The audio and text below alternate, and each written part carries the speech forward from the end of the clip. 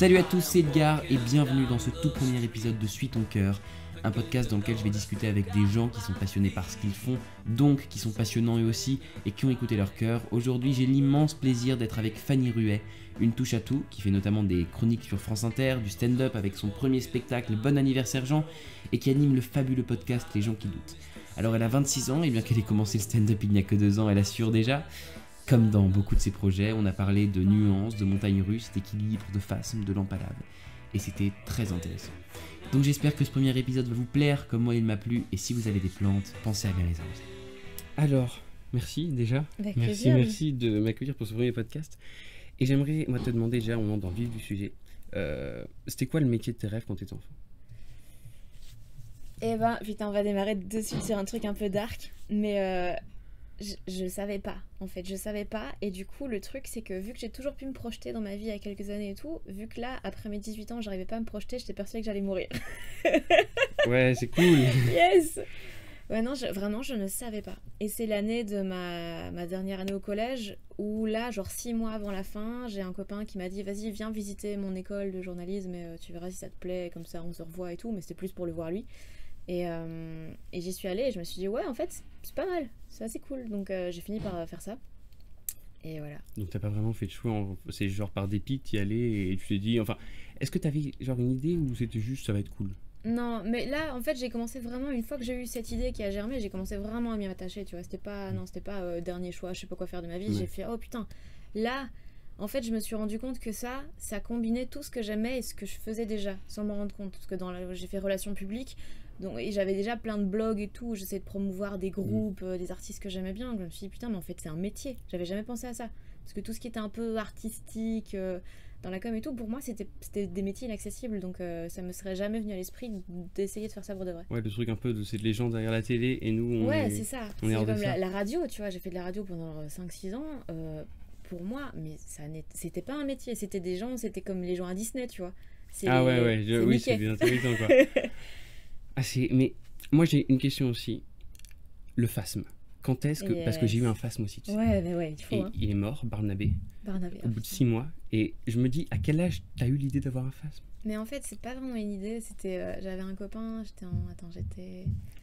vais avoir entre 8 et 10 ans.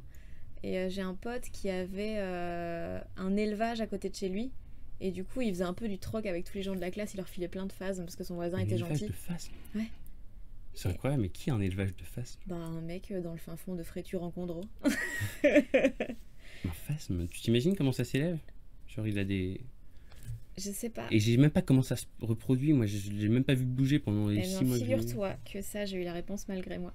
Puisque j'avais 2 phasmes. Et j'avais un peu la flemme de changer le lierre toutes les semaines et tout. Et donc un jour, je l'ai laissé trop longtemps. Et donc, ils ont pondu. Et donc, je me suis retrouvée avec des dizaines de bébés phasmes. Sauf qu'ils étaient tellement petits qu'ils passaient à travers le terrarium. Et donc, il y en a eu partout dans ma maison. Et donc, mes parents ont pété un câble. Ils ont fini par jeter le terrarium.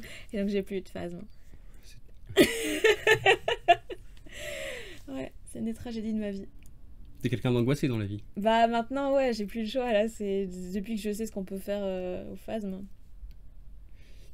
J'ai du mal à me tenir avec des phasmes, mais avant de monter sur scène, comme là ce soir, t'es stressé ou pas ? Enfin, il y a toujours ce truc où les gens disent le track d'avant, etc. Toi, tu l'as ou pas du tout ? Là, en fait, d'habitude non, mais j'ai peur à toutes les premières fois. Et là, c'est la première fois que... Enfin, c'est ma rentrée à Paris. C'est surtout symboliquement, cette date, elle est importante parce que c'est ma première date avec ma production Olympia. Et donc, ça va être l'ouverture de plein de choses. En fait, c'est le début de la suite parce que la suite, c'est maintenant, chaque semaine, il y aura des journalistes, il y aura des gens importants et tout. Et donc, c'est vraiment le début de ça qui est hyper important. Et là, je me dis, putain, mais ça doit être une bonne date, quoi. Comment t'as vécu le fait de... Parce que t'as une carrière où enfin t'as décollé genre rapidement, ouais. T'es arrivé tout d'un coup. Bonjour, je suis Fanny Ruet. Paf. C'est ça, c'est exactement le bruit que ça fait. Ça n'a pas été trop compliqué à gérer ? Bah franchement ça va. En fait ça va parce que vu que ça a jamais été mon ambition de faire de l'humour, j'ai pas de choses à trop foirer en fait, tu vois. C'était pas... je me dis pas putain c'est mon rêve. Ah ouais, tu t'es pas dit il va pas y avoir un raté genre de... Ouais, y a pas un quitte au double, c'est genre là je fais tout ce que je peux faire parce que ça m'amuse et j'ai plein de projets hyper cool qui se mettent en place. Mais l'humour, vraiment être sur scène, si ça marche plus, bah écoute, c'est pas grave. Ça m'a ouvert plein de portes ailleurs. Maintenant, je sais ce que j'aime faire, je sais ce que j'aime pas faire, et c'est plus, ouais, ouvrir des portes qu'être une fin en soi, je pense. Si ça marche plus. Si ça marche plus, ouais. Si ça marche plus, qu'est-ce qui se passe? Si ça marche plus, j'écrirai, je pense. J'écrirai des trucs, je sais pas, mais je ferai des podcasts, je ferai des... Honnêtement, j'ai assez confiance en ça. Si l'humour ça marche plus, that's fine. Ouais, et puis après, avec les gens qui doutent, t'as des...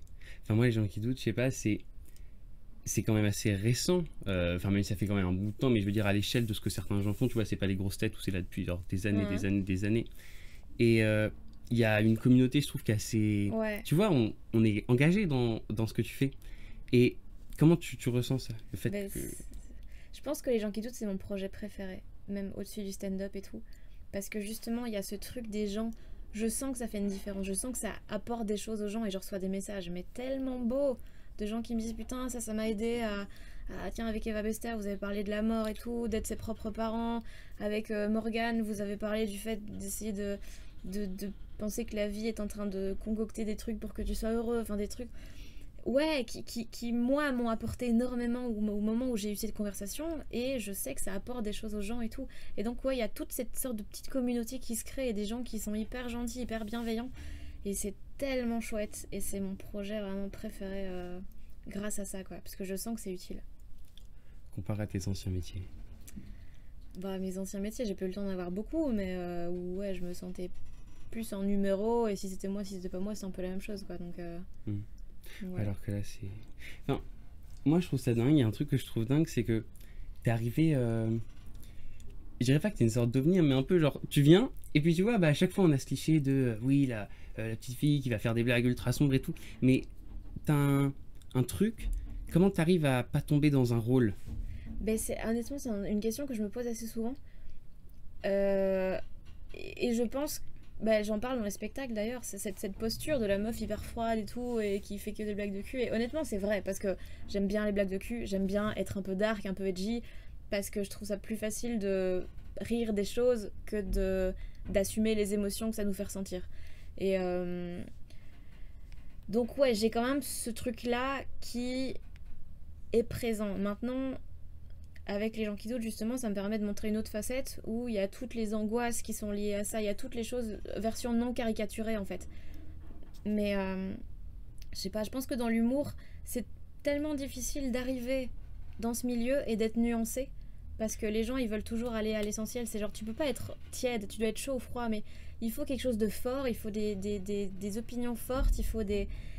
Ouais, il y a assez peu de place pour la nuance, en tout cas c'est un truc que qui prend du temps à s'installer, et donc là je pense que ce spectacle, je pense qu'il est pas trop cliché. Je pense que franchement j'ai évité des pièges, mais ça reste un premier spectacle, et le deuxième, s'il y a un deuxième, il sera vachement plus nuancé, il sera beaucoup plus, je pense, sur l'aspect psychologique. Justement, j'ai envie de beaucoup parler des postures, de l'honnêteté envers les autres, envers soi, d'assumer ses émotions, d'assumer, de savoir exactement ce qu'on veut, de prendre soin de son cerveau et ce genre de choses. Ça, c'est quelque chose qui m'intéresse beaucoup pour la suite. Tu parlais avec Yann Kojandi dans le numéro 1 des gens qui doutent, du fait qu'il n'y ait pas... Enfin, il y a plein d'humoristes, j'ai l'impression, et je pense que beaucoup de gens la partagent, qui font... tac une vanne, je parle, tac une vanne, je parle, tac une vanne. Et moi j'ai vu le spectacle de Yann Kojandi et t'as dit que c'était un peu pareil et tout, mais d'amener les gens à tes histoires, de les faire venir et tac à la fin de mettre une blague, t'as pas peur à court terme que les gens se disent, reviennent en se disant j'ai pas rigolé, enfin tu vois, je veux dire il y a un public différent en fonction de Paris où les gens, enfin c'est selon les clichés, hein, mais où les gens sont plus, attendent plus des trucs comme Yann Kojandi, alors que si tu vas, je sais pas, chez moi, enfin fond de la Bourgogne, les gens vont dire merde, on veut rire, on veut pas aller se prendre à la fin du spectacle. Ouais, hein, ça c'est un... Il y a une grosse différence entre jouer dans les capitales où les gens ont l'habitude du stand-up, où on a des fois envie d'un truc un peu plus fin, et jouer dans des bleds. Moi j'ai joué dans le Brabant Wallon en Belgique il y a quelques temps, putain c'était dur, hein. Même mon sketch, genre le malaise et tout, qui a fait 15 millions de vues, même ça passait pas, j'étais là, wow, putain, ça va être long. Et ouais, clairement, maintenant, ça c'est un truc où il y aura le challenge d'aller arriver à choper ces gens-là, même dans mes histoires, même si je mets du temps pour les installer et tout. Ou alors, Et alors en même temps accepter que c'est pas de l'humour qui va plaire à tout le monde. Et je vais juste pas accepter d'aller jouer dans des trucs où c'est pas mon public, où c'est pas des gens qui viennent pour moi, tu vois. Autant si c'est aller jouer au fin fond de Poitiers pour des gens, même une petite salle où des gens viennent me voir, ils savent ce qu'ils vont voir et donc ils aiment ça, bah là à fond. Mais si c'est aller jouer sur un plateau où les gens viennent pour voir d'autres humoristes qui sont dans des styles très différents, là je sais qu'ils vont pas s'y retrouver. Enfin, il y a beaucoup de chances qu'ils s'y retrouvent pas dans ce que je fais. Donc c'est un peu trouver le juste milieu entre essayer de faire l'effort d'aller les choper et d'essayer de m'adapter à eux et de me dire aussi que ça pourra pas plaire à tout le monde et c'est ok, c'est comme ça. Est-ce que t'es fier de ton spectacle? Parce que là ça fait un petit bout de temps que tu le joues. Est-ce que... Enfin, j'entends pas mal de gens qui disent que bah, tu manges un truc, tu le digères et tu le recraches. Ensuite, c'est tout le genre de l'analogie qui est faite un peu de ce truc-là. Toi, ça te l'a fait aussi? Non, pas trop en fait.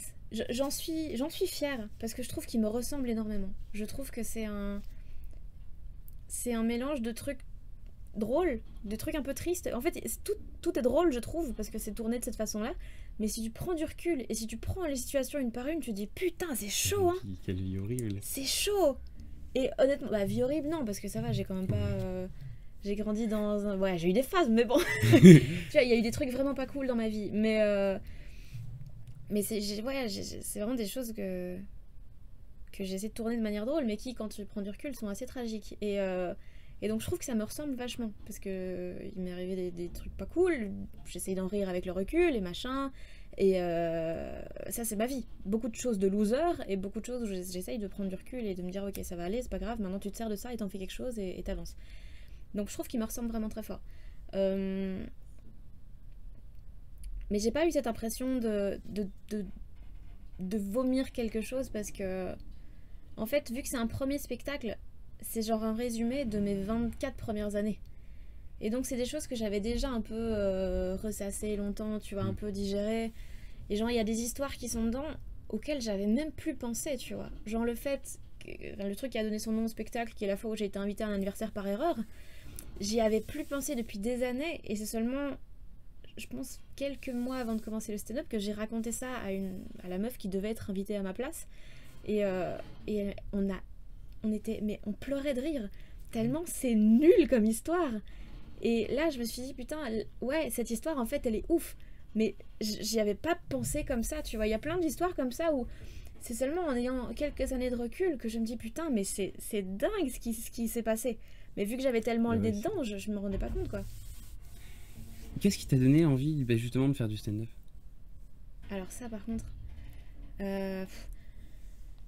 le fait que je suis snob et que en fait je venais de faire 6 mois en tant qu'attachée de presse et tout, et j'avais détesté ça, c'était horrible, c'était vraiment un métier qui me correspondait pas du tout, et ça m'avait vraiment miné le moral, et j'ai passé 6 mois à être chez moi avec les rideaux fermés, à écouter de la musique triste, vraiment le cliché, tu vois. Ouais. Le cliché, et je me disais putain mais qu'est-ce que je fais de ma vie en fait. J'étais pas bien, j'avais commencé à prendre des antidépresseurs, c'était pas les bons, donc ça me mettait dans des états encore pires, c'était horrible. Et puis je me suis dit ok, il faut des petites étapes, mets-toi des petites étapes, mets-toi un challenge, n'importe quoi un challenge. Et vu que j'aimais bien l'humour et que je trouvais que plein de gens faisaient des trucs pas ouf, je me suis dit bah vas-y toi, au lieu de dire c'est pas bien, bah vas-y fais-le, essaye, fais un 5 minutes et vois si t'es capable déjà de pas annuler, parce que c'est le plus dur, et voir si t'es capable d'avoir un propos que tu trouves plus intéressant que le leur, parce que c'est facile de critiquer, mais vas-y essaye. Et donc j'ai fait ça. Et puis j'ai joué, et ça c'est... j'avais envie de crever avant, mais de crever. Je me disais mais pourquoi tu fais ça, quoi? Reste chez toi. Et j'avais envie de mourir, puis je l'ai fait quand même. Ça s'est passé, c'était pas catastrophique, c'était pas bon, mais comme un premier passage là. Et puis je me suis dit ok, c'est bien maintenant, est-ce que t'es capable de faire mieux? Parce que là c'était pas ouf, mais t'avais l'excuse du premier truc. Maintenant, fais-le une deuxième fois, mais mieux. Et j'ai fait ça ainsi de suite, et là ça fait 2 ans. Donc c'est juste ça en fait, plus un truc de fil en aiguille, et d'essayer de mettre un challenge qui devient un autre challenge, et puis genre ah bah tiens je vais essayer de faire un 10 minutes. Et puis, ah tiens, il y a Kian que j'en dis qui vient et il me propose de faire la première partie. C'est dingue, je vais le faire. Et puis, ah tiens, il y a Kian qui m'invite sur Canal+. Ah bah vas-y. Et puis, ah putain, il y a Montreux. Ah, il y a France Inter. Et du coup, je me suis retrouvée embarquée dans un truc que j'avais pas du tout prévu. Et chaque fois, je suis là, mais qu'est-ce que c'est que cette vie en fait? Qu'est-ce que c'est que ça? La semaine dernière, je regardais mon planning et genre j'avais chronique chez Inter, interview avec les Inrocks. J'étais là, mais what the fuck? Bah oui, clairement. C'est quoi ça? Ce n'est pas ma vie, ça. Ils se sont trompés de nom à un moment et ce n'est pas ma vie.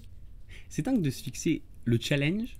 Parce que moi, genre, le challenge de tout le monde, c'est je sais pas, allez, aujourd'hui, je repasse tout et je m'y mets à fond. Toi, c'est je vais aller faire du stand-up. C'est que comment, quand t'étais triste, t'as eu la force mentale de te dire je vais aller faire du stand-up. Parce que ça, c'est ouf. J'en sais rien. Je sais pas. Bah, déjà, j'aimais bien ça et j'avais des amis humoristes et tout. Donc, je pense que vu que je baignais un peu là-dedans, c'est un des trucs qui m'est venu en premier. Mais il me fallait un truc vraiment qui me fasse sortir de ma zone de confort. C'est ça qu'il fallait. C'était. Tu vois bien que là, ta vie, ça va pas. Bah, c'est pas en faisant exactement les mêmes choses que tu vas trouver... tu peux pas espérer un résultat différent après les mêmes actions. Il faut que tu fasses autre chose. Sors de la zone, va faire des trucs que t'as jamais fait et peut-être tu trouveras une brèche, un truc que t'aimes bien, un truc où il y aura un peu de lumière au bout, tu diras vas-y, là il y a du fun, là ça me fait ressentir des choses. Et bah oui, ça c'était une sacrée brèche. T'étais angoissée comme enfant ou pas? Ou comme adolescente? Bah en fait j'étais très changeante. J'étais une enfant très... plutôt joyeuse, je pense. Plutôt joyeuse, un peu, ouais, faire le clown et tout. Puis, ouais, fin de l'enfance aussi. Début adolescence, pareil, j'avais plein de potes. On faisait plein d'articles sur Skyblog pour dire à quel point on s'aimait, tu vois. Ouais. Et puis, il y a eu une phase un peu dark j'avais 14 ans, je pense. Où il s'est passé des trucs un peu dans ma famille et tout. Et là, j'ai ressenti un vide énorme où j'avais l'impression, en fait, de n'avoir pas de place dans le monde, de pas avoir d'intérêt, enfin, de pas... J'étais là, honnêtement, je suis là ou je suis pas là, c'est la même chose. Donc, qu'est-ce que je fais? Qu'est-ce qui se passe? Et j'ai eu quelques mois comme ça où j'étais vraiment pas bien. Et ça, en fait, ça m'a un peu fauché tout cet engouement que j'avais, toute cette joie un peu naïve, un peu candide que j'avais. Et j'ai commencé à ce moment-là à beaucoup me refermer sur moi-même, à avoir beaucoup de mal avec les gens. Dès qu'il y a trop de gens autour de moi, je commençais un peu à angoisser. Dès qu'il y a trop de gens qui rigolent, ça m'énerve. Parce que je suis là, mais mec, comment tu peux rigoler alors que la vie est si dure? Bah oui, oui. Ouais, et j'ai commencé à avoir très très fort ça. Et ça m'a jamais trop quitté. Là, ça va beaucoup mieux depuis 2 ans. Bah, depuis que je fais du stand-up, en fait, justement, parce que le stand-up m'a donné une légitimité et une confiance en moi que je me connaissais pas du tout. Et maintenant, j'ai un peu moins cette peur de pas être assez, parce que je me dis, écoute, c'est plus mon problème. Si je suis plus assez, c'est plus mon problème, en fait, parce que professionnellement, j'ai une validation. Professionnellement, j'ai des gens qui m'ont validé, alors que leur métier, c'est de valider des personnes qui ont de la valeur à ce niveau-là. Et donc, si ces gens m'ont validé, c'est leur problème si je suis pas assez bien. Et tu vois, j'ai un peu remis la faute sur d'autres, et ce qui me permet, moi, de me dire, ok, concentre-toi sur toi, et sans angoisser de la vie des autres, en fait. Et voilà, j'essaye ça. T'as encore peur que les gens se disent des choses de ce que tu fais? Parce que, surtout quand tu fais du stand-up, le truc, c'est genre un peu une partie de toi. Ouais. Enfin, tu mets dans ton spectacle, c'est un bout de toi, quoi, c'est ta vie. Ouais. Genre, si les gens, ils aiment pas, est-ce que t'arrives avec le fait de se dire que c'est pas parce que les gens aiment pas mon spectacle qu'ils trouvent que ma vie est nulle et pas drôle? Honnêtement, je pense que quelqu'un qui n'aime pas mon spectacle ne m'aimera pas moi, parce qu'il me ressemble vraiment très très fort. Donc oui, maintenant faut que j'accepte aussi qu'il y a des gens qui m'aimeront jamais. Il y a des gens qui vont me haïr, vraiment. Il y a des gens qui vont vouloir changer de nationalité pour ne pas que leurs impôts me payent chez France Inter, tu vois. Ah ouais. Mais il y a des... Non, mais ça c'est un truc qui est... En fait, au bout d'un moment, t'arrives à juste en détacher parce que tu peux rien faire et que ça va pas te rendre... À partir du moment où je crois en ce que je fais, où je suis satisfaite de ce que je fais, où je peux le défendre, honnêtement, si ça plaît pas aux gens, je dis bah écoute, moi j'aime bien, ça plaît à des gens, ça apporte des choses à des gens, et toi, j'espère que tu vas trouver des genres d'humour qui te plaisent plus, et comme ça tu pourras te focaliser là-dessus, et tout le monde sera heureux. En fait, moi je ferai mon truc dans mon coin, et toi tu regarderas ce que t'aimes. Et c'est juste ça en fait, c'est juste accepter que les gens sont pas toujours le bon public. Comme moi, il y a des trucs que je déteste, mais il y a des gens qui adorent, donc bah tant mieux, c'est juste qu'ils vont regarder et moi je vais regarder autre chose quoi.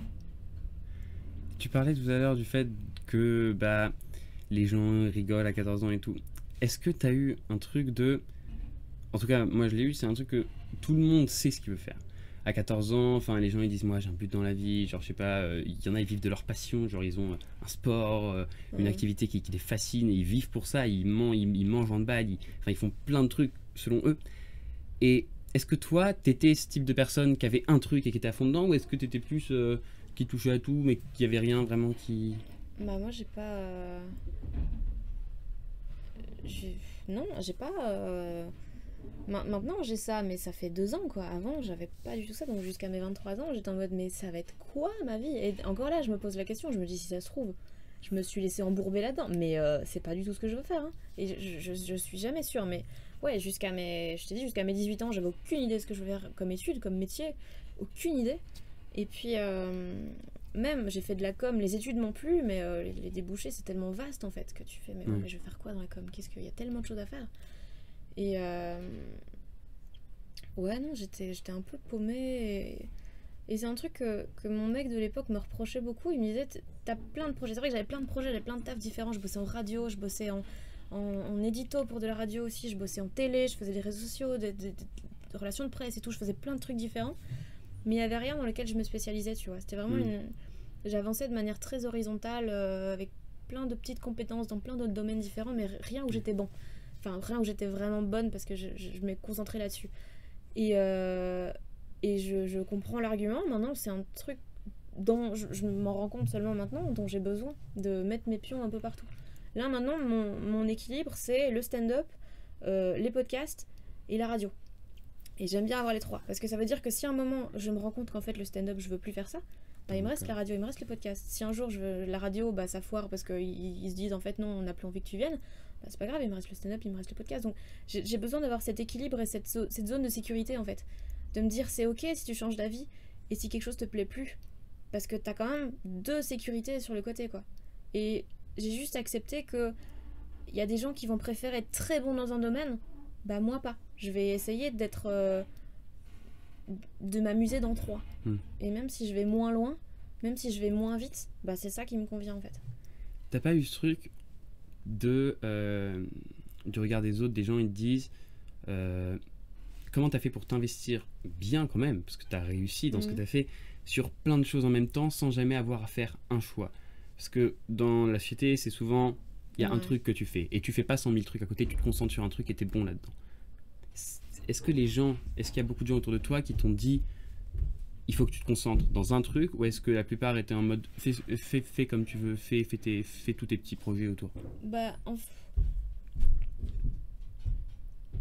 l'avantage que j'ai, c'est que dans des milieux comme celui-ci, tu vas pas gagner ta vie avec à moins d'être vraiment à un niveau suffisant, tu vas pas gagner ta vie vraiment en faisant juste des petites scènes, juste des trucs, juste de la radio, tu vois. La radio, ça paye pas bien.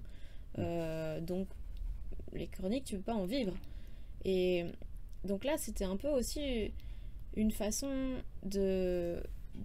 d'avoir plusieurs rentrées financières, d'avoir plusieurs choses qui me stimulaient et qui se nourrissaient l'une l'autre. Et le truc c'est que vu que j'ai commencé très tôt, moi j'étais toujours aux études, j'avais déjà plein de taf en plus, et pas du tout dans le cadre de mes études, parce que j'étais allée gratter à toutes les portes en disant vas-y je peux faire ça gratuitement, et puis ils ont fini par me payer parce que j'étais devenue nécessaire dans le processus.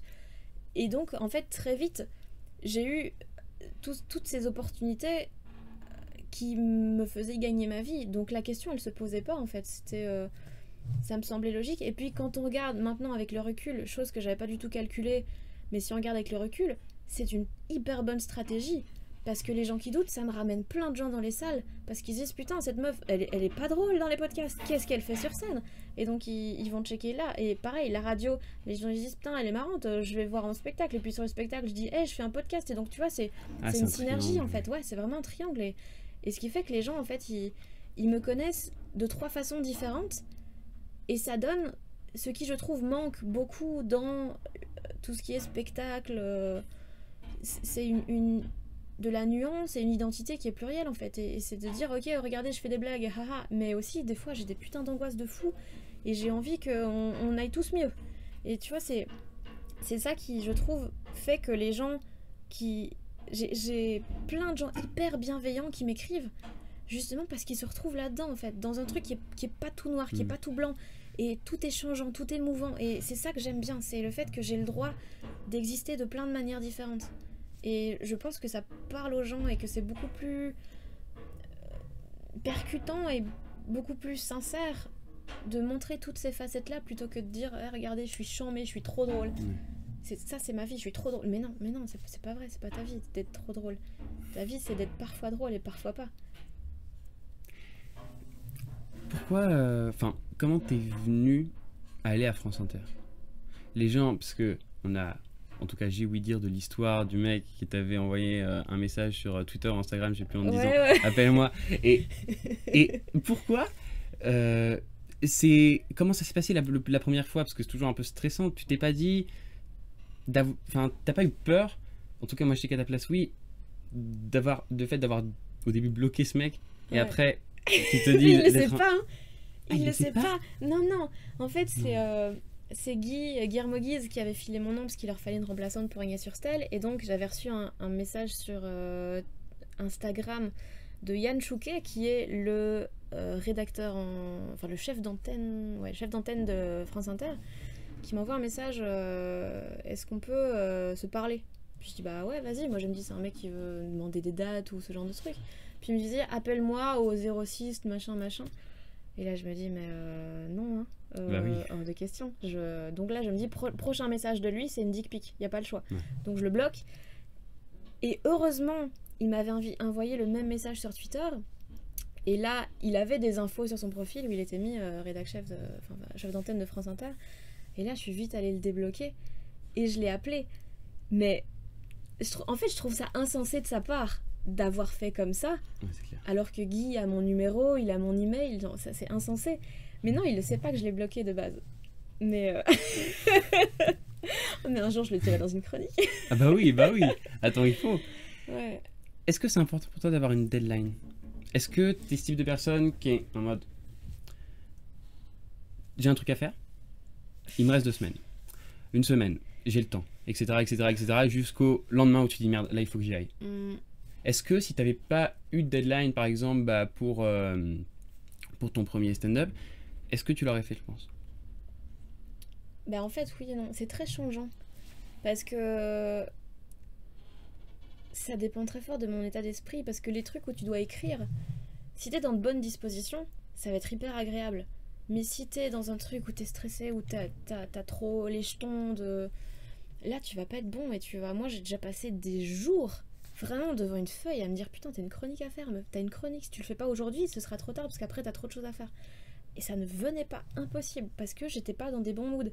Et des fois il faut que j'accepte de me dire ok bah je vais pas travailler, vas-y je vais me promener 2 heures, ou je vais lire, ou je vais mater une série, et peut-être ça va me donner des idées, ça va me permettre de prendre du recul, et ça va me permettre de débloquer quelque chose et de partir sur une idée ensuite.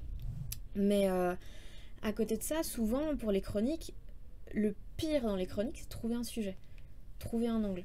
Une fois que tu l'as, franchement c'est agréable, c'est chouette, c'est juste genre t'écris plein de trucs, tu fais des liens et c'est super marrant à faire. C'est vraiment comme faire un puzzle, sauf que t'as pas l'image, tu t'y vas vraiment à tâtons et c'est super cool.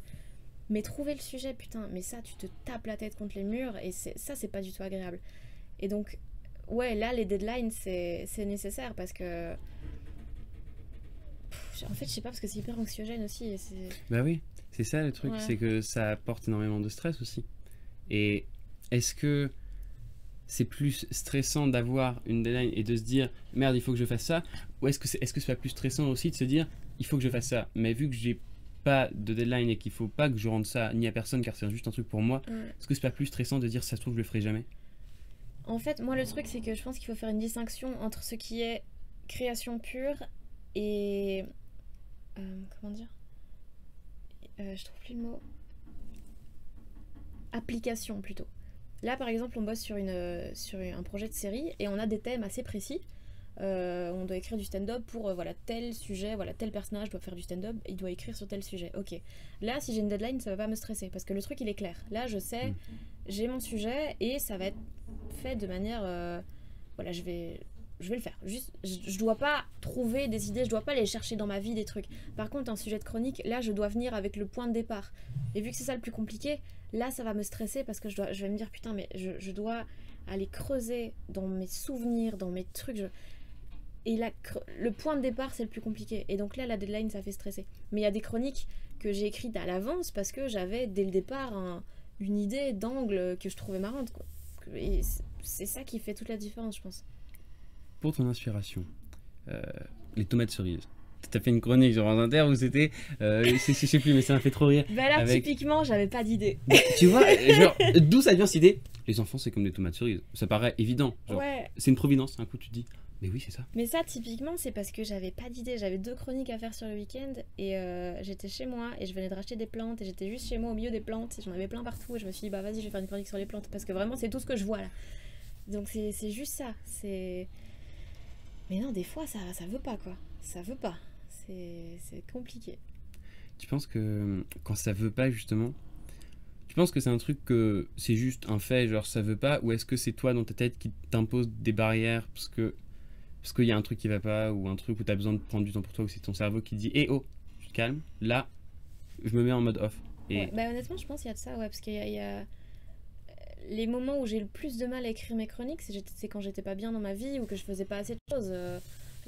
Tout début d'année, genre janvier-février, c'était assez compliqué parce que j'avais énormément de dates, j'avais énormément de chroniques, j'en avais 2 à 3 par semaine. Toute ma vie, c'était faire des dates et faire des chroniques. Et du coup, j'avais rien à raconter vu que c'était ça ma vie. Et tandis que là, plus récemment, bah, c'était beaucoup plus simple parce que bah, je vis des trucs en fait.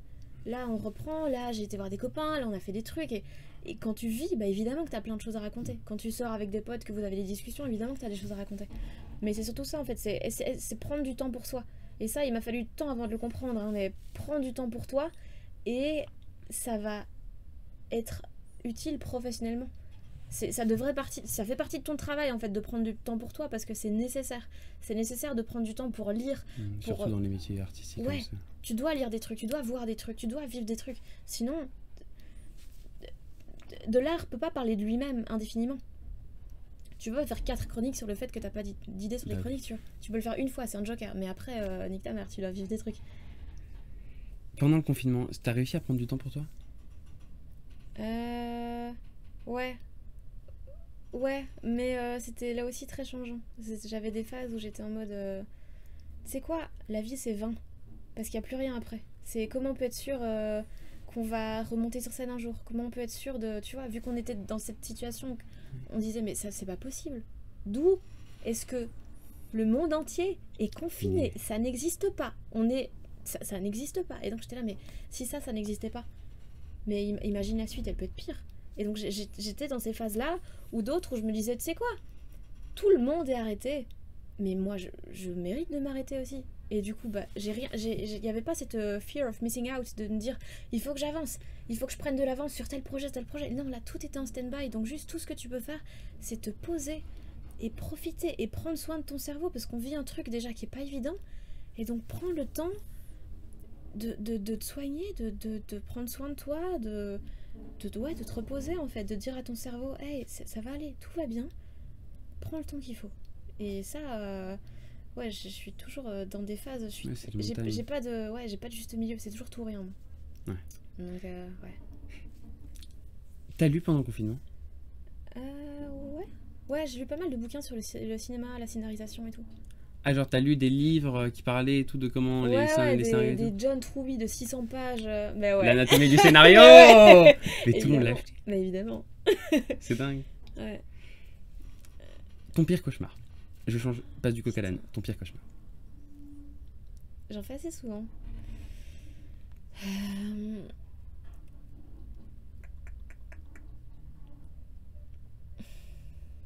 Alors. Souvent, il y a des notions de j'ai fait quelque chose d'affreux. Je sais que j'ai fait un truc affreux. et ça va me tomber dessus. Je sens l'échéance, tu vois, qui se rapproche. Genre, j'ai tué quelqu'un, par exemple, et je sens qu'on se rapproche du moment où les gens vont découvrir que c'est moi. Et du coup, j'essaye de me cacher, j'essaye d'enlever les preuves, sauf que j'empire la situation, tu vois.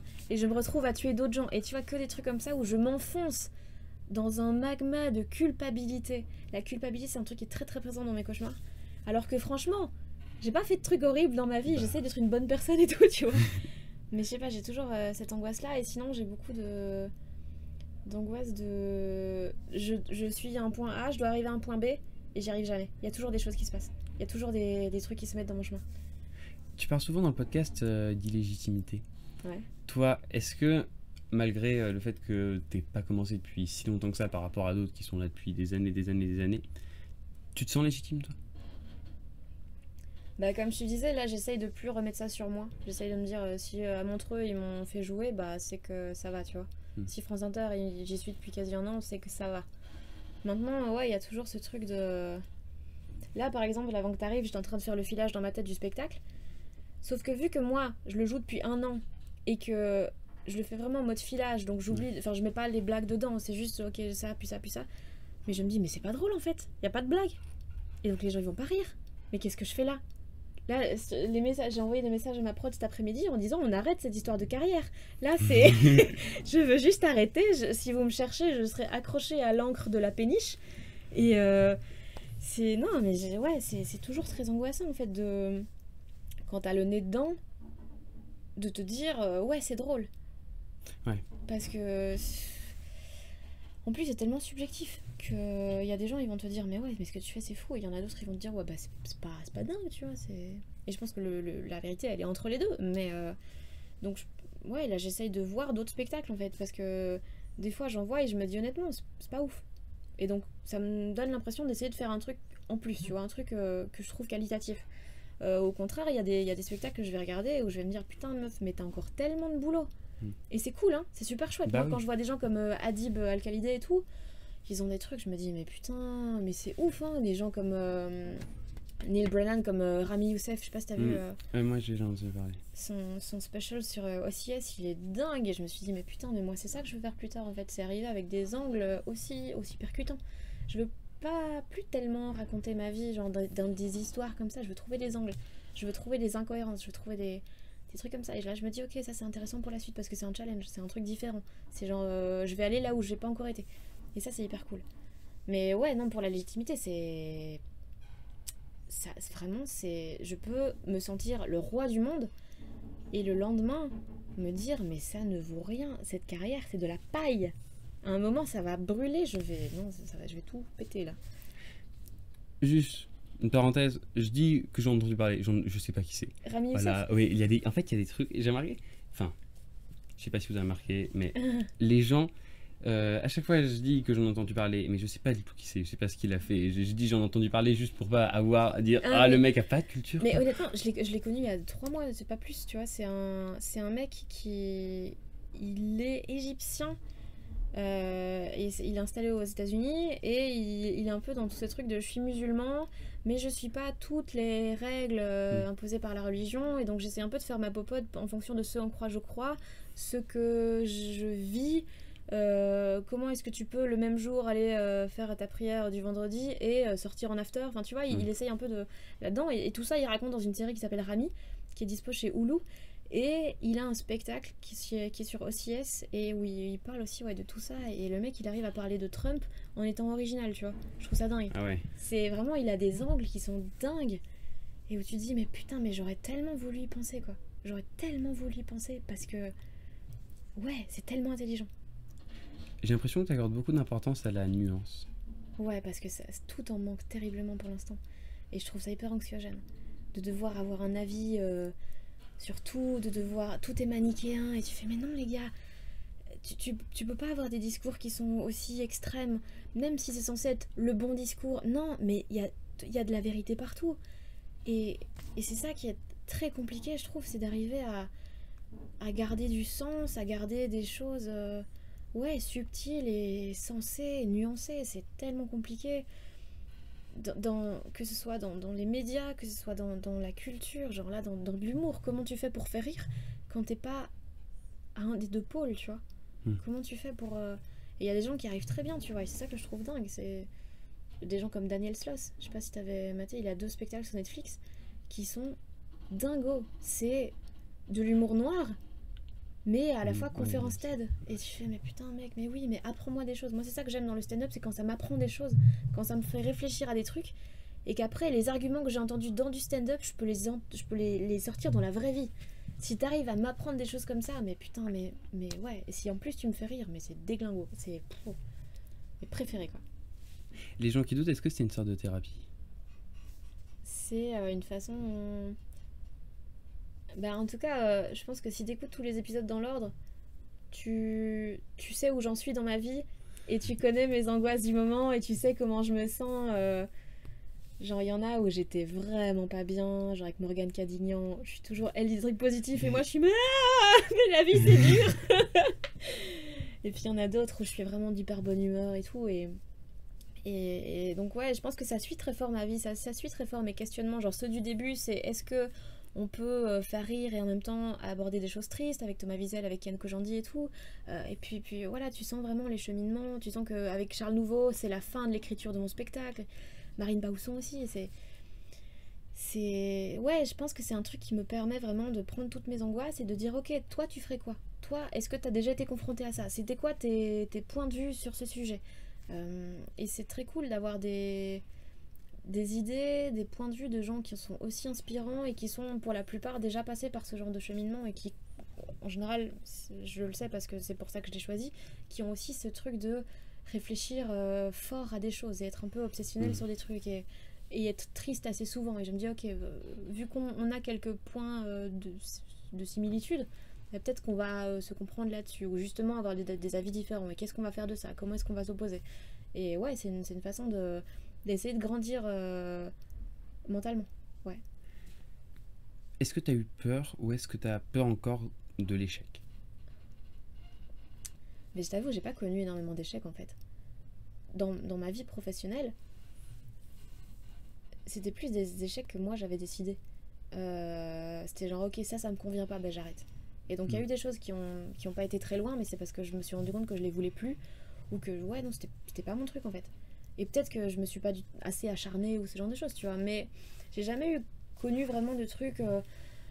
Pareil pour le stand-up, j'ai jamais eu cette phase au début où tu galères à remplir tes salles, où tu te prends des bides et tout, tu vois, toute cette période-là, moi je l'ai pas eu. J'ai directement eu de la chance de rencontrer des bonnes personnes au bon moment et je travaillais beaucoup, et du coup j'ai assez vite eu un truc assez solide qui m'a permis d'aller faire des chouettes scènes et tout, et donc j'ai assez peu connu ça. Ce qui fait que ouais, les quelques échecs que j'ai eu, moi vraiment celui qui m'a marqué c'est mon permis de conduire. Je l'ai raté 2 fois. Et ça, mais ça m'a démoli quoi, parce que c'était vraiment la première fois que je ratais un truc. Et j'étais là, mais comment ça, je l'ai raté? Genre, je rate pas les choses en fait. À l'école, j'ai toujours assez bien réussi. Mais j'ai pas. Non, l'échec, j'ai plus peur de l'échec que je n'ai connu d'échec. Je pense que c'est pour ça en fait. C'est parce que j'en ai peur, parce que j'ai jamais eu à relativiser. Tu vois, j'ai jamais eu à me dire ok, bon c'est pas grave, j'ai raté, bah tu sais quoi, je vais faire autre chose, ou je vais faire mieux, je vais m'améliorer. Non, franchement, je pense que je mets un peu ça sur un piédestal et je me dis mais le jour où ça va m'arriver pour de vrai, mais je vais me faire déglinguer sa race. Alors qu'en vrai non. Mais en vrai non, mais c'est ça que j'essaye de me dire au pire ça foire, tu vois, au pire je fais une mauvaise date ce soir, bah il se passe quoi? Ça va me faire chier, hein, mais c'est pas grave, c'est là une salle de 120 places, ça va. 120 personnes sur 6 milliards, ça va. Ouais. Avec un peu de chance, ils le diront pas trop autour d'eux, ça va aller. Ça me ferait chier, mais c'est pas grave. Et j'essaye de me dire ça le plus possible, mais je sais que le jour où ça m'arrivera, ça va me faire solidement mal, quoi. Ça va me remettre mon ego bien en place, là. L'ego, justement. L'ego, parce que l'ego, on en entend parler. On entend beaucoup parler, oui, dans les podcasts, oui. L'ego. L'ego. C'est quoi ton rapport avec ton ego à toi? C'est toujours très changeant, hein. J'ai l'impression que je suis capable de faire quelque chose de bien. Je suis capable de faire quelque chose que j'espère nuancer, vraiment quand je suis à fond focalisée sur un truc. Mais en fait, le truc, c'est que je commence à voir les moments où je vais devenir mauvaise, c'est quand j'ai un truc derrière lequel me retrancher. Si je bosse avec une équipe que je trouve pas efficace, on n'a pas la même vision, je vais me dire ok, tu sais quoi, c'est pas grave si ça foire parce que ce sera de leur faute. C'est parce que j'aurais pas pu aller au bout de mon idée. Si j'ai le moindre truc derrière lequel je peux me planquer, je vais me planquer derrière. Donc maintenant je sais que si je veux avoir un projet, le mener vraiment à bien, il faut que la seule responsable de l'échec ce soit moi. Comme ça là je vais bosser mais comme une dingue. Et il faut pas que j'aie de trucs sur lesquels me reposer. Il faut que ce soit entièrement de ma faute si ça foire. Et ouais, que les gens ils me montent du doigt, ils disent haha, t'es nul. Et là, cette peur-là, elle va me faire soulever des montagnes. Et je serai capable de faire un truc bien parce que je sais que je suis capable quand je travaille de faire des trucs bien.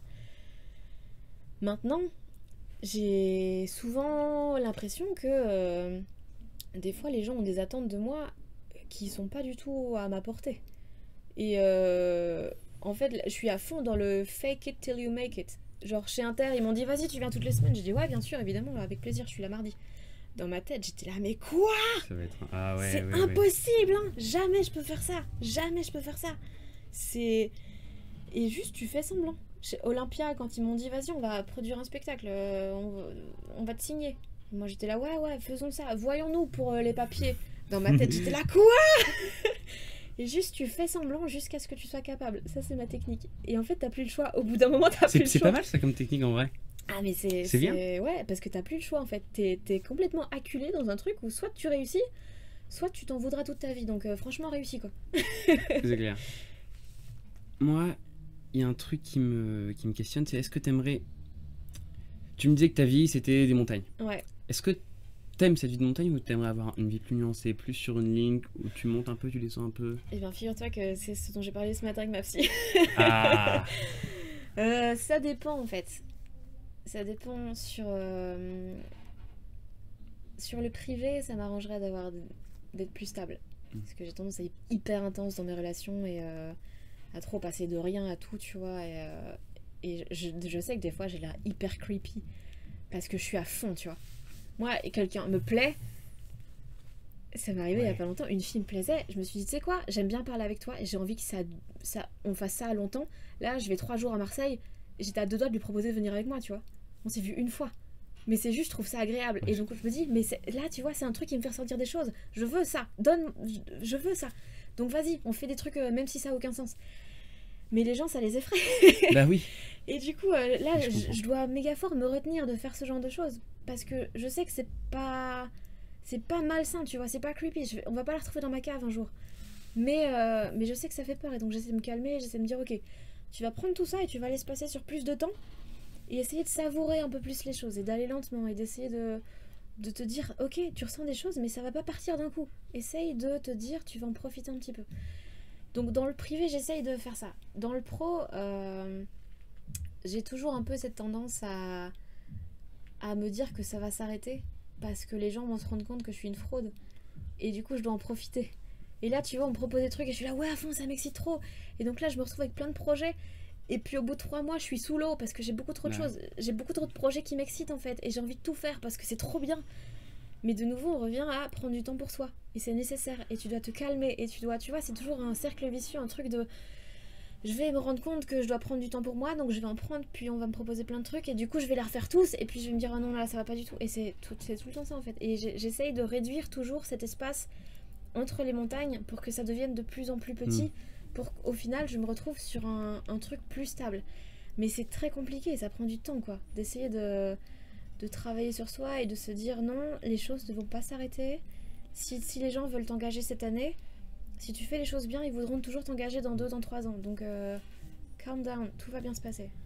Le fait que tu t'investisses beaucoup comme ça, un peu dans tout, je comprends par rapport, enfin tu vois, moi en t'envoyant des mails et tout pour le podcast, je me suis dit elle va me prendre pour un fou, pour un mec complètement taré, parce que j'envoie des mails et tout, elle va se dire mais c'est qui ce fou, mais mes parents ils disaient mais elle va pas elle va penser que t'es un fou, un psychopathe, un malade mental et tout. Mais est-ce que t'as pas ce truc de suranalyse? Est-ce que après avoir parlé à quelqu'un, là j'ai dit ça, oh merde, qu'est-ce qu'il a pensé de moi? Et honnêtement ça va. Moi c'est plus sur le moment même. Genre par exemple si je suis entourée de plein de gens, je suis à une fête, je déteste ça, ou les moments où, enfin les trucs où t'as plusieurs petits groupes, mais du coup t'es jamais vraiment dans un. Et du coup t'as vraiment ta place nulle part comme ça. Et là je vais être en suranalyse de ok, qu'est-ce que je dois faire? Là, ce groupe-là, il parle de ça. Est-ce que j'ai une chance de leur plaire? Ou est-ce que j'ai une chance de m'amuser si je fais ça? Tandis que là-bas, il y a un groupe, là, il y a telle personne que j'aime bien. Mais j'ai l'impression que j'ai trop été avec elle ce soir. Elle va me trouver saoulante. Et sur le moment même, ouais. Après, j'arrive à un peu plus être chill et ouais, des fois, j'ai tendance à dire des choses du coup dont je me rends pas compte que ça peut être interprété très différemment, tu vois. J'essaye d'être spontanée, mais des fois, il faut pas que je le sois.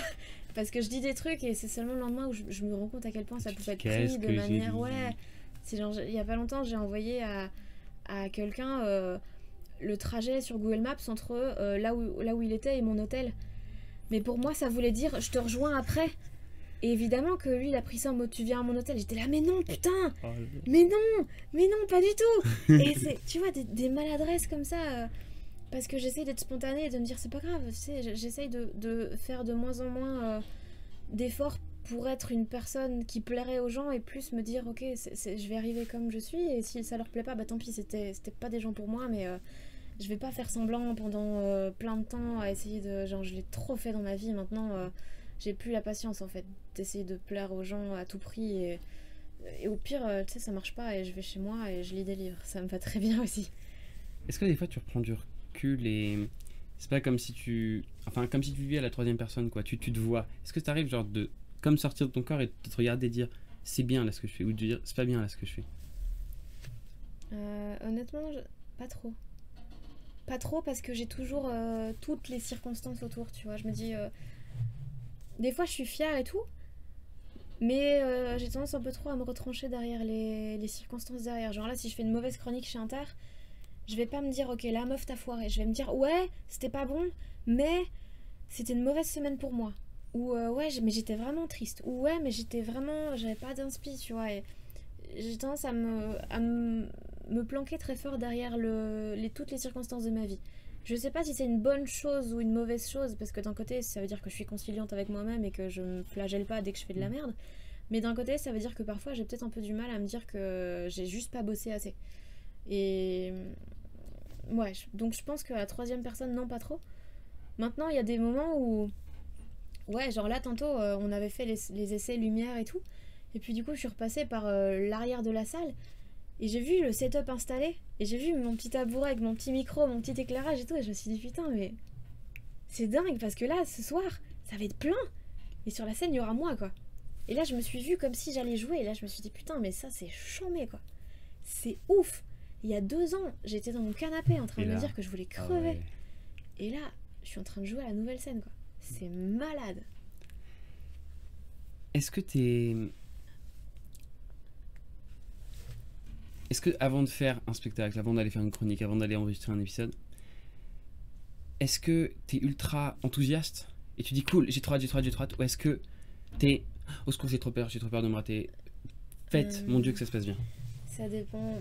En fait, les spectacles, à part les premières fois, ça va parce que je sais que mon spectacle il est rodé, tu vois. Je sais que moi je crois en ce que je dis, je crois que je suis prête à le défendre et tout, donc en général, les spectacles ça va. Par contre, les chroniques, c'est autre chose, parce que c'est des trucs que j'ai jamais testés, c'est des trucs que j'ai dû écrire, donc là, t'as pas le droit de tester, t'as pas le droit à l'erreur, ça doit être drôle directement. T'as 3 minutes pour faire rire des gens. Il y a 1,5 million de personnes qui t'entendent. Là, c'est plus genre... je pense que si tu me demandes avant chaque chronique comment ça va aller, je dis honnêtement, je suis pas sûre. Hein. J'ai des bonnes vannes, mais j'ai aussi des moments où je pense que ça va être long. Et des fois, je suis très agréablement surprise parce que ça rigole là où je pensais pas que ça allait rigoler et vice-versa. Mais des fois, ouais, je sors de là en me disant, putain, c'était pas une bonne semaine. Hein. C'était honnêtement, moi j'entends ça à la radio, je viens pas voir le spectacle. Donc, ouais, maintenant c'est cool quand t'es chaque semaine, c'est que tu peux te rattraper et tu peux te dire, ok, là j'ai pas bien fait, mais la semaine prochaine sera bien. Ça te fait un bon équilibre, la radio, le podcast et les spectacles? Est-ce que quand tu te lèves, tu te dis cool parce que j'ai pas un truc, j'ai plein de choses? Parce qu'il y a souvent ce truc de vie où t'as l'impression de là je dois aller faire ça, juste après je vais faire ça, juste après je vais faire ça, juste après, et comme si c'était une ligne. Ouais. Est-ce que tu préfères être en mode ligne et en mode être un peu comme un cheval avec des œillères, ou est-ce que tu préfères être plus ouverte et regarder autour mais du coup avancer peut-être plus lentement? Mais je préfère avoir le choix, ouais, laisser les choses un peu se développer et tout. Et en fait, l'avantage avec tout, c'est qu'ils ont tous des rythmes très différents. genre la radio c'est chaque semaine, là je sais que j'ai une deadline chaque semaine. Le spectacle, bah là c'est plutôt par trimestre, par semestre. C'est genre ok ça se passe bien, ben on verra bien les étapes. On verra bien, peut-être on fait Montreux, peut-être on fait tel gars à la télé, peut-être on va passer dans une plus grande salle, tu vois, c'est plus du moyen terme. Les podcasts, c'est quand je veux.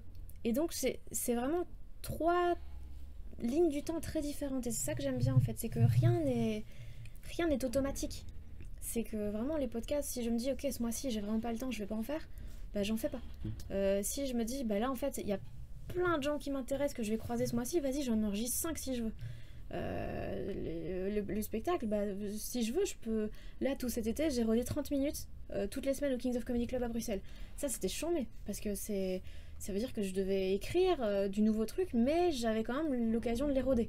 Tandis que la radio, c'est chaque fois, j'écris 3 minutes chaque semaine, mais ça doit être efficace directement. Donc, c'est à chaque fois des rythmes très différents. Et je pense que c'est ça dont j'ai besoin, c'est d'avoir des moments où je peux me reposer de certaines choses, où je dois foncer sur d'autres et où j'ai le temps de prendre plus de recul sur un autre domaine, tu vois. Et c'est ça qui est très bien, c'est vraiment c'est très mouvant, ça se déplace de manière un peu comme les lampes à lave, tu vois. Ça c'est ma vie. Ma vie est une lampe à lave. Oh c'est cool ça. Oh c'est tellement bien. Ouais, c'est tellement reposant. Mais je peux regarder j'aimerais ça bien des être heures. une lampe à lave. Bah écoute, ouais, c'est cool les lampes à lave. Je me réincarner en lampe à lave. Pour l'écriture de ton spectacle. Ouais.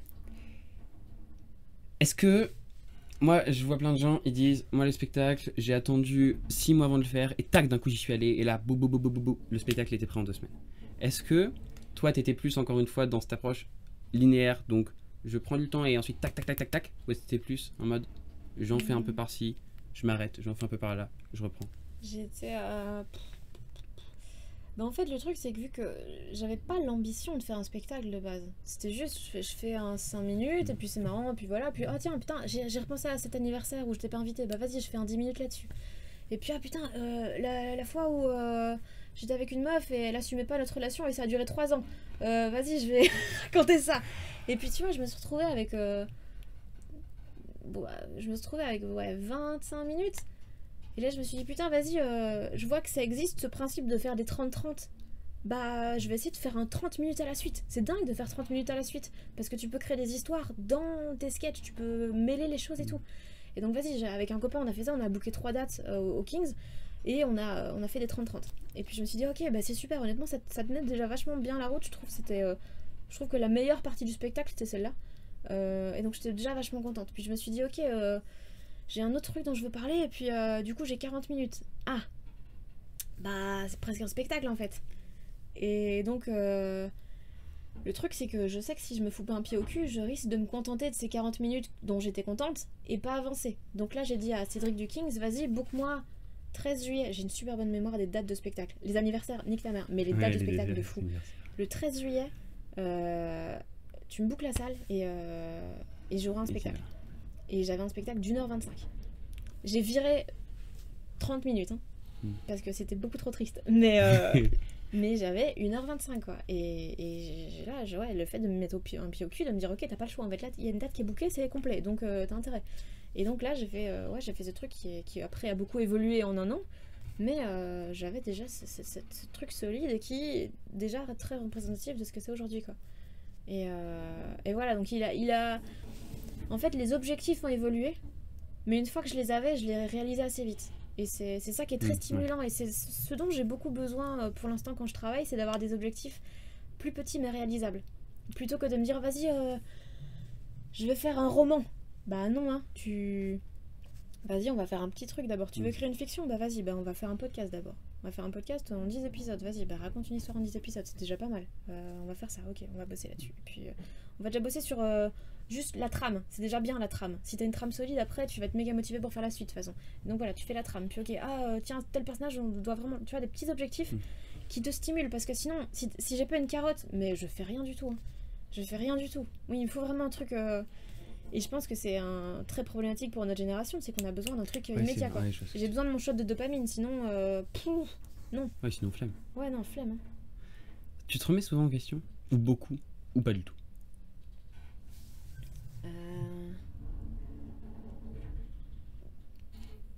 Je pense pas assez. Parce que... En fait, j'essaye beaucoup de travailler sur moi-même et des fois j'ai des phases vraiment où j'ai des questionnements et J'ai eu mes phases où je me disais, ok, je dois plus faire la différence entre dopamine et sérotonine, tu vois. Parce que là, j'ai trop des phases où je reçois de la dopamine, c'est genre, ah, je suis contente, genre, ah, tiens, j'ai fait une bonne scène, ah, tiens, il y a des gens, ils me like sur Instagram, trop fou. Et puis, mais à côté de ça, je prenais pas le temps pour développer la sérotonine. Genre, qu'est-ce qui me rend heureuse dans la vie? Qu'est-ce qui me fait me sentir paisible, me faire sentir à ma place? Et donc, j'ai eu ma phase où je réfléchissais beaucoup à ça. J'ai eu ma phase où je réfléchissais beaucoup à la solitude. Là, pendant cet été, je réfléchissais beaucoup à ça. Je me disais, ok, est-ce que je suis d'accord d'être seule? Parce que là, j'ai eu une rupture début d'année. Et je me disais, ok, comment est-ce que je le vis vraiment? Vraiment. Quand t'enlèves tout Oui, le côté, tout le truc, ouais, moi ça va. ouais, c'est ça, ouais, ça va, j'aime trop habiter seule. Non, mais vraiment, quand t'es seule chez toi, tu ressens quoi? Est-ce que t'as peur? Est-ce que t'as envie d'être avec des gens? Est-ce que t'as envie de faire des choses qui t'intéressent? Et ok, comment tu gères ça? Et j'ai vraiment des phases comme ça, des thèmes qui durent à chaque fois 2-3 mois et sur lesquels je réfléchis beaucoup. Et j'essaye d'améliorer ma vie, d'avoir une vie plus saine, d'être plus gentille. Là, pour l'instant, c'est un peu mon truc, c'est d'essayer d'apporter aux gens ce que des gens m'ont apporté plus tôt dans ma vie. Et genre, quand on me demande des trucs, tu vois, même si de base je me dis, ok, j'ai pas besoin de ça, c'est pas un truc qui m'intéresse spécialement, bah, est-ce que moi ça m'aurait fait plaisir si il y a 3-4 ans si on m'avait dit oui? Bah ouais, bah vas-y, bah fais-le alors. Parce que peut-être que cette personne dans 4 ans, elle fera la même chose. Ouais. Et tu vois, c'est un peu ce truc de. Un jour j'étais morte saoule et je me suis retrouvée au fin fond de Molenbeek. Parce qu'en fait j'avais voulu suivre une meuf, on allait faire la fête, sauf que je bossais le lendemain à 5h. Et donc là j'ai eu un peu un truc de conscience de me dire putain meuf, mais il faut pas que t'ailles à cette fête, tu vas pas savoir bosser demain, et c'est en radio donc tu peux pas être en retard. Et là j'avais pas Uber, je savais pas comment rentrer chez moi, j'étais vraiment saoule. Et là il y a un mec qui m'a dit t'inquiète, je te commande en Uber. Je connaissais pas son nom. Et je me suis dit putain, mais un jour je veux trop faire ça, tu vois, je vais être face à quelqu'un qui a besoin d'un Uber et je lui appelle. Et tu vois, c'est ce truc, mais appliqué à toute la vie. Et là, je suis beaucoup là-dedans. Je suis essayée de faire en sorte que les gens, ils se sentent bien dans une safe place comme moi, on a pu m'en créer. Et ouais, essayer de prendre soin des gens. Et ouais, c'est le questionnement actuel. C'est génial, ouais, de se dire que... En fait, il y a un truc, je trouve, c'est vraiment... Tu donnes aux autres ce que toi, t'as reçu. Et je pense qu'il y a... Rien de plus gratifiant, tu sais, c'est toujours plaisir d'offrir, je vous vois de recevoir. Ouais. Ce truc, et ben, je sais pas si ça te le fait, mais c'est toujours tellement agréable de donner aux autres et de voir qu'ils sont heureux. Et est-ce que toi, ça te fait ce truc de... Est-ce que tu préfères donner un truc à quelqu'un et de voir la personne ultra heureuse, ou que quelqu'un te donne un truc et que toi, tu sois ultra heureuse? Lequel, à ton avis, te fait le plus de bien? Mais en fait, alors je sais que tu parles de donner au sens large, mais je suis assez mal à l'aise avec le fait d'offrir des choses par exemple, parce que l'intention n'est pas toujours en corrélation directe avec le réel plaisir que ça crée, tu vois. Genre, moi c'est un truc que j'essaye de mettre dans un sketch actuellement. Mon père m'a offert un cheval quand j'étais jeune. Sauf qu'en fait, ça faisait des mois que j'essayais de lui dire que je détestais l'équitation. Oh là là. Et du coup, tu vois, mais il avait pas beaucoup d'argent et il m'a offert un cheval. Ah ouais. Et t'imagines? Bah oui, c'est un crève-cœur. C'est horrible parce que il a fait plein d'efforts et tout pour m'offrir un truc c'était fou, tu vois. Ah ouais, c'est... Mais moi j'étais là, mais non, mais je déteste ça en fait, ça me fait trop peur l'équitation en vrai. Et tu vois, il y a toujours cette différence, et donc ça me met toujours très mal à l'aise d'offrir des choses. Parce que je me dis, imagine, ça met la personne mal à l'aise parce qu'elle ose pas me dire qu'en fait ça lui fait pas assez plaisir, ou qu'elle voulait pas ça, ou que en fait je me suis totalement plantée sur sa personnalité, tu vois. Imagine, la personne est vexée parce qu'elle se rend compte que je la connais pas assez. C'est horrible. Et donc je suis toujours dans ce questionnement-là de...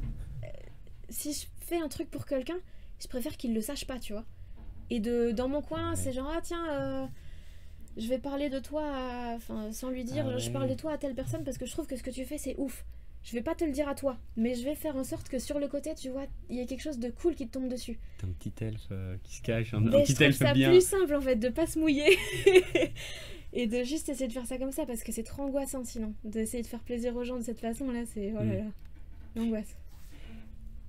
Est-ce qu'il y a un truc, quel truc récemment t'as retourné le cerveau, où t'étais en mode, où t'as pas compris, où ça a remis en question plein de trucs? Est-ce qu'il y a un film, un livre, ou juste une personne, ou le fait que quelqu'un dise quelque chose et où tu t'es dit waouh, j'avais jamais vu le monde de cette façon-là?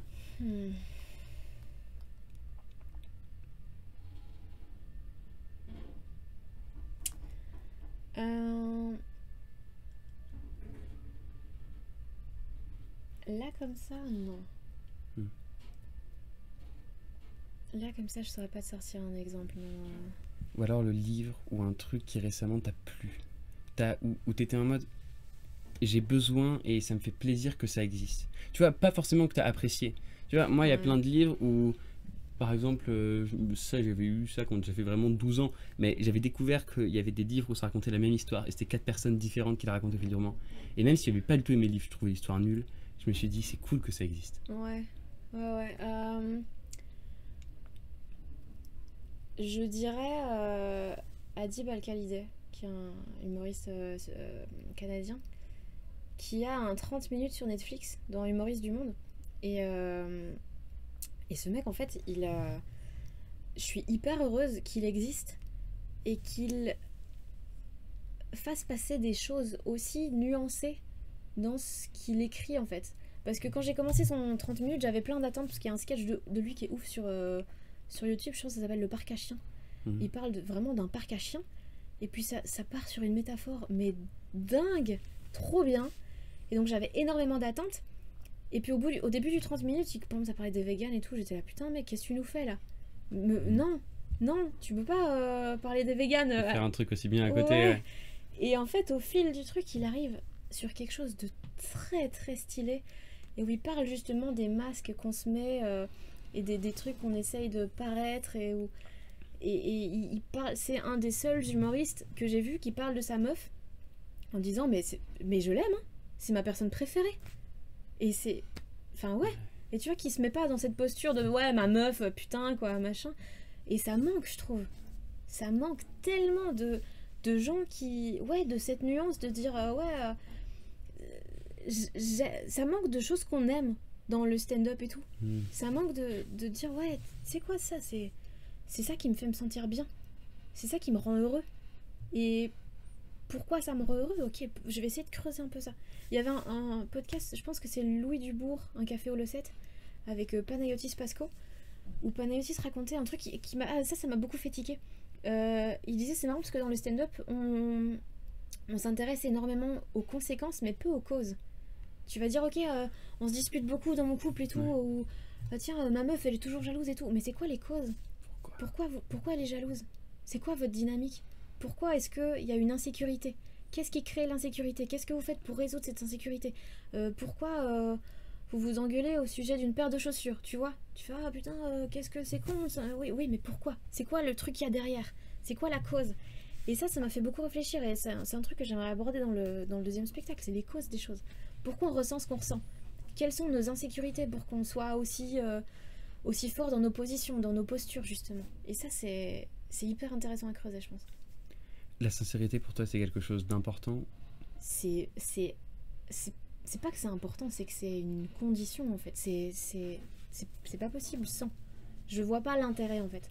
Je vois pas l'intérêt de monter sur scène et de dire aux gens je veux raconter un truc. Honnêtement, je suppose qu'il y a un public pour ça. Hein. Si ça peut être quelqu'un qui monte sur scène et qui dit rien de ce que je vais vous dire est vrai, mais ça va être drôle. Bah probablement qu'il y a un public pour ça. Et probablement que moi, il y a des choses que j'aimerais là-dedans, qui me feraient rire. Mais vraiment, ce qui me bouffe de l'intérieur, ce qui me fait me dire putain, c'est ça qui me fait ressentir des choses, c'est ça qui me fait me sentir en vie, c'est ça qui me fait aimer l'art, c'est ça qui me fait aimer...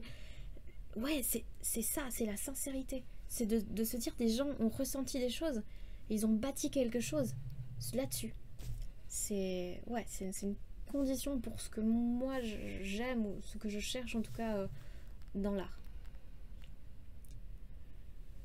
Waouh, et c'est dingue parce que en fait il y a plein de choses à te dire, plein de questions, mais il faut en choisir que. Ouais, je sais, c'est toujours le truc. Putain, j'ai plein de questions, il faut que je note, j'ai pas de quoi noter, putain, qu'est-ce que je fais? Attends, je vais me rappeler. Non, tu vas pas t'en rappeler. Tu vas pas t'en rappeler. C'est ça. Est-ce que t'as peur? Bah justement, parfait.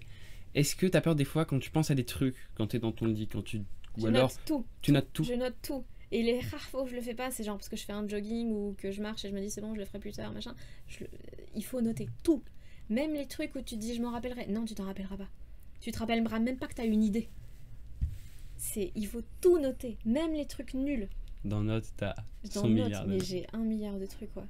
Tu sais que c'est un truc où, grâce aux gens qui doutent, car ils en parlent et tout, bah, j'ai commencé à faire des notes sur mon téléphone. Et ce qui est trop bien, c'est de revoir, parce que moi quand j'en relis, parce que toi, du coup, j'imagine que ça fait longtemps quand même que tu notes des trucs. Ouais. Est-ce que ça t'arrive de les relire et de te dire, soit de dire c'est génial, ou soit de dire mais c'est tellement nul. Mais c'est pas tellement que c'est nul, c'est que je me dis putain, soit je vois pas où t'as voulu en venir, soit mais quel est le contexte? Genre des trucs, une fois, j'avais hésité à faire une chronique parce que j'avais retrouvé dans mon téléphone juste une note. Je suis allée à une fête et tout le monde est mort. Et j'étais là, mais qu'est-ce que c'est que ça? Est-ce que c'est une idée de scénario? Est-ce que c'est une idée de... Aucune idée, je ne sais pas. Donc je pense que j'étais saoule et que c'était un début de scénario où je me suis dit, imagine il se passe ça. Sinon, aucune idée. Mais sinon, il y a des trucs où tu te dis, ouais, c'est pas abouti. Enfin, je vois l'idée, mais non, hein, jamais ça va sortir de ce carnet de notes, enfin de cette appli. Selon toi, quelle phrase, quelle sorte de maxime il faudrait suivre pour faire ce qu'on aime et pas se mettre de frein dans ce qu'on aime? Fais ce que tu as envie de voir. Écris ce que tu as envie de lire. C'est fais pas ce qu'on attend de toi, tu fais ce que toi t'aimerais voir. Et je pense que les plus grandes, enfin les œuvres qui moi me touchent le plus, c'est des trucs comme Fleabag, comme I May Destroy You que je suis en train de mater pour l'instant. C'est des séries où je pense que les meufs, elles se sont juste dit, j'ai des choses à l'intérieur de moi, je m'en bats les couilles de s'il y a une demande, de s'il y a un producteur derrière, je vais le faire. Parce que it feels right. Et si pour toi ça sonne aussi juste, ça va sonner juste pour d'autres. Et ouais, fais ce que t'aimerais voir. Fais ce qui te manque à la télé, ce qui te manque dans le stand-up, ce qui te manque à la radio, dans les podcasts. Qu'est-ce que toi t'aimerais entendre? Bah fais-le.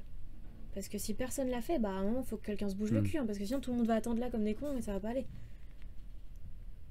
Bah merci. Merci. Avec plaisir, dis. Merci d'avoir écouté ce podcast jusqu'au bout. Si c'est le cas, c'est sûrement que vous êtes intéressé par ce que Fanny Ruet fait. Et justement, vous pouvez la retrouver sur Twitter et Instagram où elle est très active. Aussi, tous les mercredis matins, dans l'émission La Bande Originale à 11h sur France Inter. Bien sûr, vous pouvez aller la voir jouer son spectacle Bon Anniversaire Jean tous les mardis soirs à la Nouvelle Scène, 2 fois par mois au King's Comedy Club à Bruxelles et dans plein d'autres villes. Donc pour savoir ça en détail, je vous redirige vers son site dans lequel sont aussi répertoriés tous les épisodes des gens qui doutent. Évidemment, tous les liens seront en description et il y aura aussi une petite liste de toutes les références qu'on a citées durant cet épisode. J'espère justement qu'il vous a plu. Si c'est le cas, n'hésitez pas à vous abonner sur votre application de podcast pour ne manquer aucun autre épisode. Merci à la Nouvelle Scène de nous avoir permis d'enregistrer. Merci 1000 fois à Fanny qui a gracieusement accepté ma proposition. Et surtout merci à vous d'avoir écouté jusqu'ici.